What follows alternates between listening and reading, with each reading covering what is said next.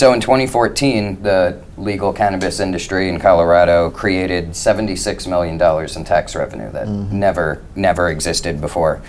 Can you tell me about the successful collaboration between voters, politicians, and entrepreneurs? Well, we knew going into this that the power of this experiment, if you will, was that nowhere in the world did we have a blueprint in which we can point to and say, this is how you do it. Right. Do it success. Nowhere in the world. No. And so we were really starting this process from ground zero with the ability to kind of build up and become the model on how to do it. We also knew that we would learn lessons going forward. But one of the things that was very clear, and I'm very, very proud of, is that we needed the industry to be a partner with us.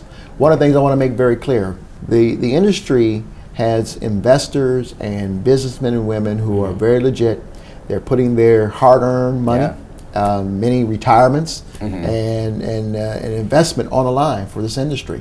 They don't want it to go bad any more than you and I want it to go bad in our cities. And so they came in with their hands open and their hearts and minds willing to sit down and say, how do we make this a very honorable industry in this city?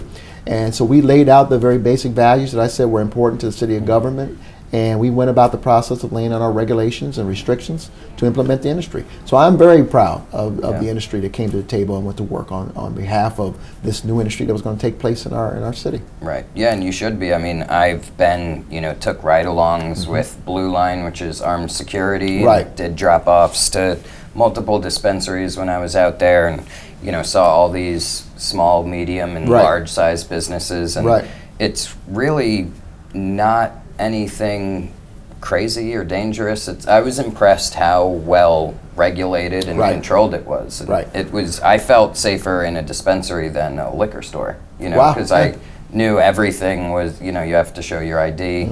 There's serious security, and the product thanks to testing like Can Labs and others. You're actually taking it seriously as if it was a prescription or alcohol, which is also regulated by the state. We continue to, we said from day one, there will be some unknowns here that we will learn, and it'll be over a period of years that we will learn these unknowns. We're learning them today. I mean, obviously we didn't, imagine the conversation around pesticides. We clearly didn't, had to deal with the issue of edibles. Today, many of us grew up, edibles are in cookies and brownies, and now they're in popsicles, they're in lollipops, they're in Jolly Ranchers, they're in, whatever. Soda, I mean, so the reality is that we had to create the framework as a state with regards to how to test, what quantities need to be in, what warnings need to be on the packages, how you instruct individuals.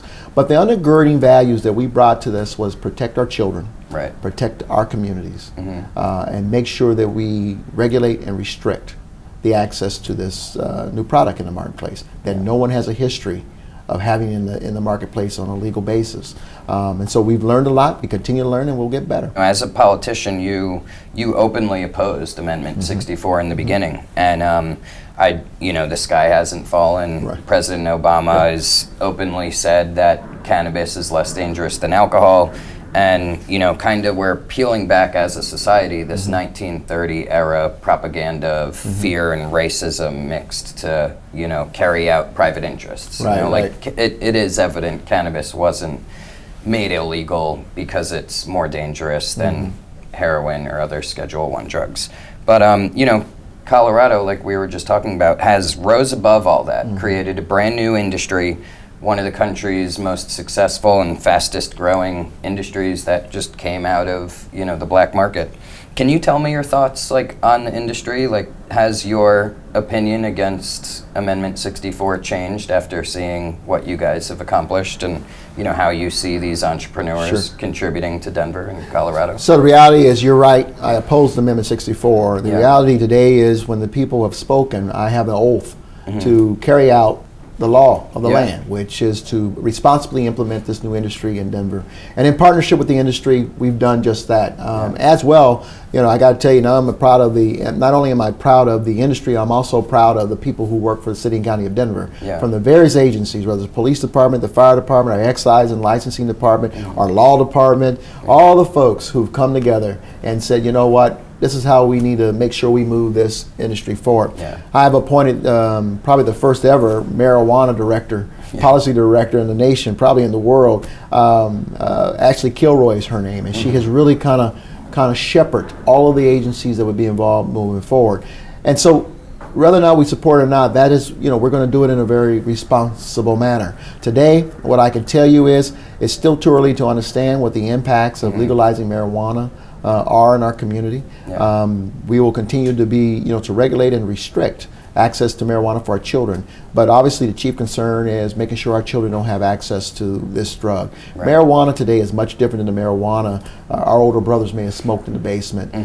This stuff is putting people to sleep. I mean, helping you sleep, helping you deal with pain. Yeah. It's much more potent today. And so we've got to understand that this is a different kind of strand of marijuana than what we're used to knowing about in our society, and so we still must stand guard and protect those things. But you know what? Let's come back in 3 to 5 years from now, and let's have this conversation about what are the impacts of marijuana. Because right now, folks are more focused on the economics of it, but we'll see how it has impacted the society going forward.